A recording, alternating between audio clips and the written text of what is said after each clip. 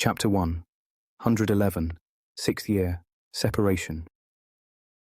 Remus woke up the next morning with a hangover and an enormous sense of relief. He'd had to be drunk to do it, but it was done. No more jealousy, no more worrying, no more anxious questioning.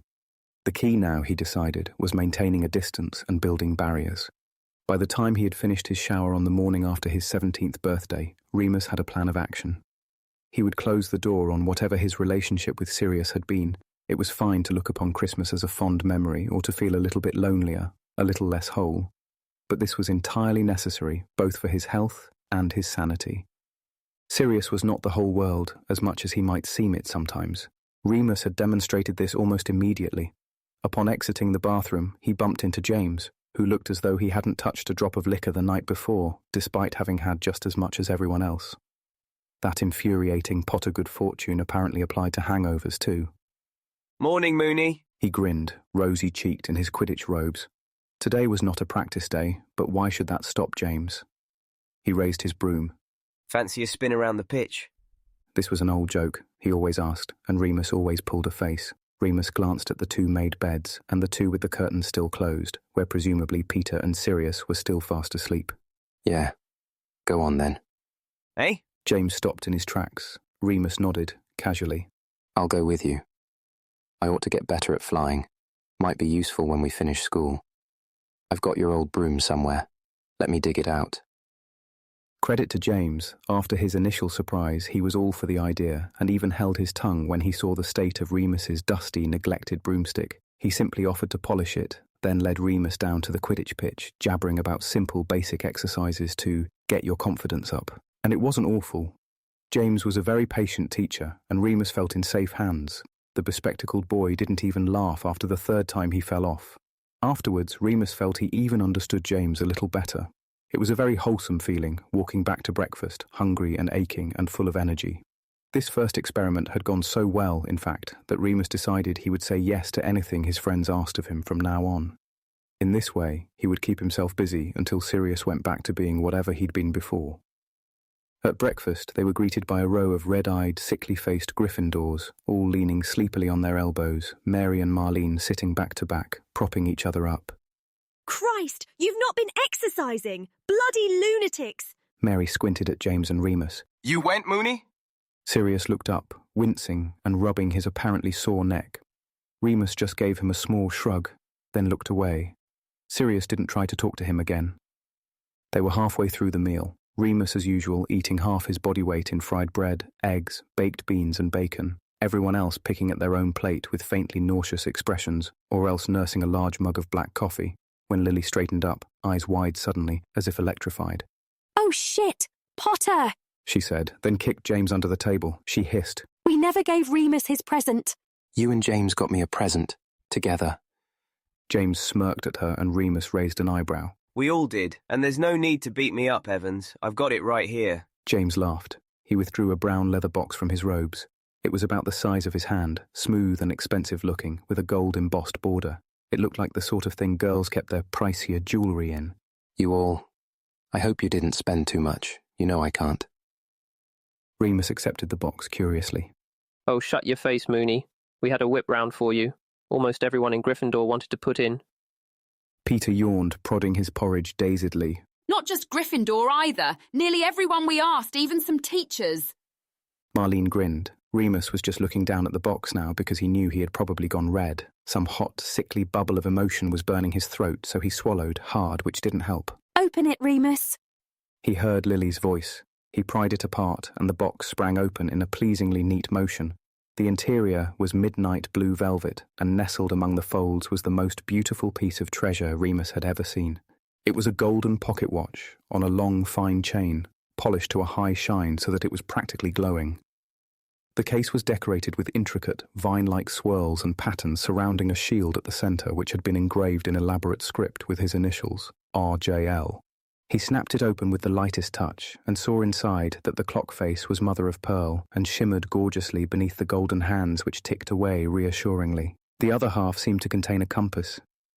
"I didn't think they worked at Hogwarts," he murmured. "It's special. It doesn't point north, or wherever normal ones do. If you say the name of somebody you love, it points you in their direction."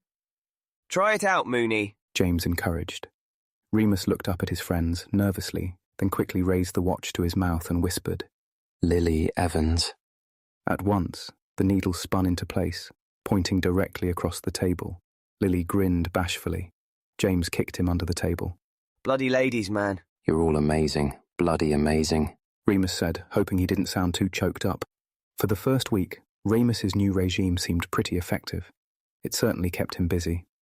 He said yes to everything, happily dropping whatever he was doing at a minute's notice to help a younger student with their homework or call a group study session when the Care of Magical Creatures NEWTS class panicked over sphinxes. He accompanied Lily on patrols, he discussed literature with Chris, talked Quidditch tactics with Marlene, and played endless games of chess with Peter, and lost every time.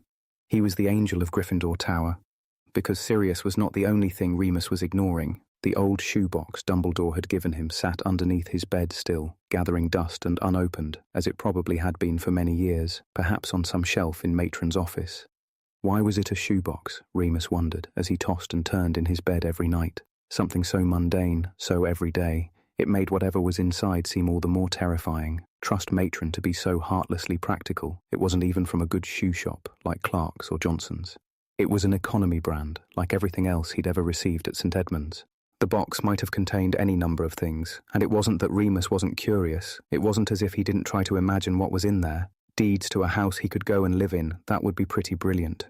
Maybe some old money, photographs, a letter from his father, an explanation. It might contain answers to questions he hadn't even known to ask. But he didn't open it. He knew that once he opened the box, all of the mystery would disappear and he would be left with something disappointing because there could be nothing inside that could truly satisfy him. So, keeping busy helped. Making sure he exhausted himself each day so that he fell straight to sleep each night, even when the other boys stayed up chatting, plotting pranks.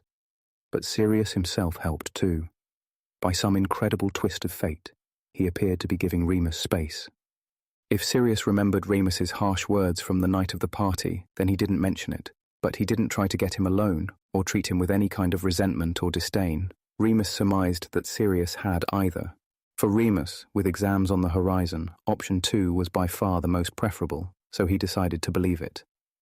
Their separation was so smooth and so complete that soon even Remus had a hard time believing they'd ever been close at all. Surely to everyone else it must seem that nothing had changed at all. Sirius was still Sirius, outgoing, girl-loving, cheeky, rebellious, devastating, and Remus was just Remus, quiet, private, studious, and long-suffering secondary marauder. As March drew to a close, the birthday party now weeks behind them, there was only one moment when the situation very nearly came to a head, but was quickly deflated, with help from an unexpected quarter. It was late one Friday afternoon, and Remus was hosting an introductory dueling workshop. Christopher was there. Christopher was never far away these days. But most of the class were beginners, and much younger. They were just grasping some basic disarming and diversionary spells when the door to the charms classroom opened, but no one walked in. Everyone turned to look and muttered "Peeves" before returning to their attack stances. Remus knew better. He followed the scent about the room and watched the open door of Flitwick's office moved only very slightly, as if someone had brushed the handle on their way inside. Flitwick trusted Remus and left his office open in case they needed any equipment from inside. He kept a number of large mattresses, which were good for dueling, as well as an emergency healing kit in there. Remus cleared his throat. That's good. Keep practicing. Remember to enunciate nice and loudly for me. I'll be right back. He slipped around the edges of the room as he said this, then stepped inside the office.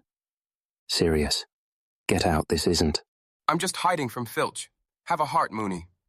Sirius whipped back the invisibility cloak, a familiar grin on his face, the sort of grin that usually got him whatever he liked. Remus bristled. You've got the cloak. Hide somewhere else.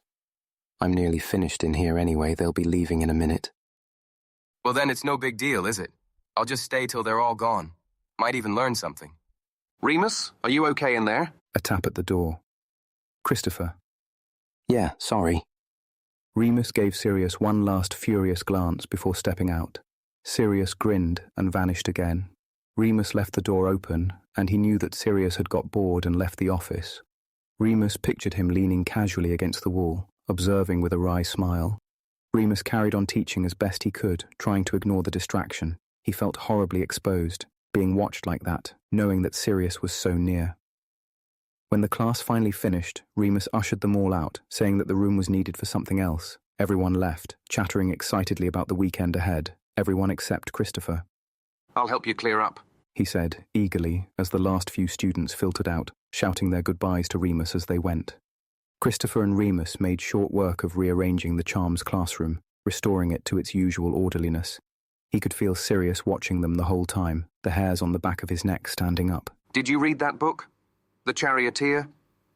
Yeah, it was good. Remus winced, but nodded. It had been good, hard to read, at points, worryingly relatable, but something of a relief too. Oh, I'm so glad you liked it. What about the ending? Oh yeah, it was good. I liked it. Really?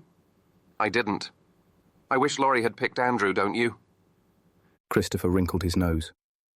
Of course Christopher identified with Andrew, sweet and bookish and chaste. I liked Ralph. Even if he wasn't perfect, he was more, I don't know, exciting. Remus shrugged. Remus had thought Ralph sounded really fucking sexy, actually, but he had been picturing Sirius the whole time, which might have had a lot to do with it. He dearly hoped that if Sirius was eavesdropping, and of course he was Sirius after all, that he didn't understand a word Christopher was saying. I thought you'd like him best.